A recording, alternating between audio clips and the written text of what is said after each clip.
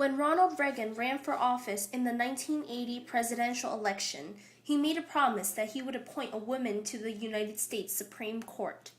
On July 7, 1981, his promise was made true when he appointed Judge Sandra Day O'Connor, a judge on the Arizona Court of Appeals. After very careful review and consideration, I have made a decision as to my nominee to fill the vacancy on the United States Supreme Court created by the resignation of Justice Stewart. Since I'm aware of the great amount of speculation about this appointment, I want to share this very important decision with you as soon as possible. Needless to say, most of the speculation is centered on the question of whether I would consider a woman to fill this first vacancy.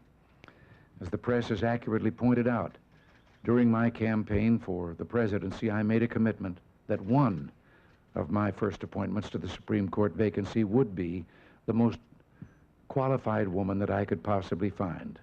Now, this is not to say that I would appoint a woman merely to do so.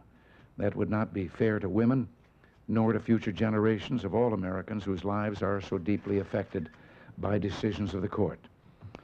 Rather, I pledge to appoint a woman who meets the very high standards that I demand of all court appointees. I have identified such a person. So today, I'm pleased to announce that upon completion of all the necessary checks by the Federal Bureau of Investigation, I will send to the Senate the nomination of Judge Sandra Day O'Connor of Arizona Court of Appeals for confirmation as an Associate Justice of the United States Supreme Court.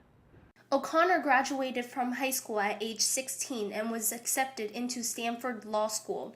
Following that, she completed the undergraduate and law school programs, which normally take 7 years in just. O'Connor was a lawyer, a state senate, as well as a judge of the Superior Court of Phoenix. Prior to being sworn in as the first female justice of the United States on September 25, 1981, O'Connor served as a judge on the Supreme Court of Appeals. As a woman and serving in the political field, O'Connor worked to improve women's rights.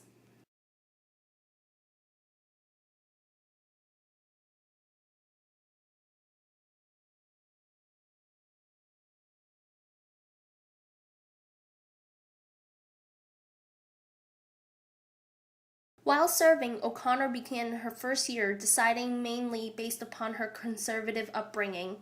However, as time goes on, O'Connor became very independent, and her decisions were often the swinging votes for many cases.